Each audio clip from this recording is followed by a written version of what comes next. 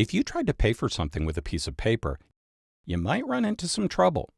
Unless, of course, the piece of paper was a $100 bill. But what is it that makes that bill so much more interesting and valuable than other pieces of paper? After all, there's not much you can do with it. You can't eat it. You can't build things with it, and burning it is actually illegal. So what's the big deal? Of course, you probably know the answer. A $100 bill is printed by the government and designated as official currency, while other pieces of paper are not. But that's just what makes them legal. What makes a $100 bill valuable, on the other hand, is how many or few of them are around. Throughout history, most currency, including the US dollar, was linked to valuable commodities, and the amount of it in circulation depended on a government's gold or silver reserves.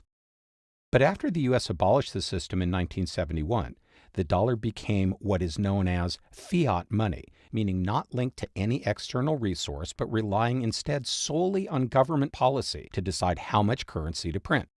So which branch of our government sets this policy? The executive, the legislative, or the judicial? The surprising answer is none of the above. In fact, monetary policy is set by an independent Federal Reserve System, or the Fed, made up of 12 regional banks in major cities around the country.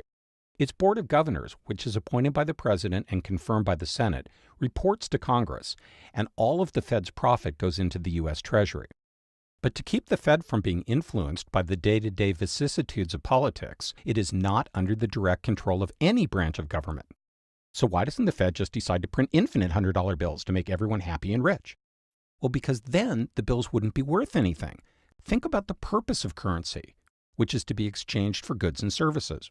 If the total amount of currency in circulation increases faster than the total value of goods and services in the economy, then each individual piece will be able to buy a smaller portion of those things than before. This is called inflation.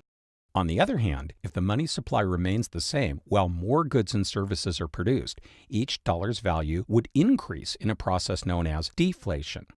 So which is worse? Too much inflation means that the money in your wallet today will be worth less tomorrow, making you want to spend it right away. So while this would stimulate business, it would also encourage overconsumption or hoarding commodities like food and fuel, raising their prices and leading to consumer shortages and even more inflation. But deflation would make people want to hold on to their money, and a decrease in consumer spending would reduce business profits, leading to more unemployment and a further decrease in spending, causing the economy to keep shrinking.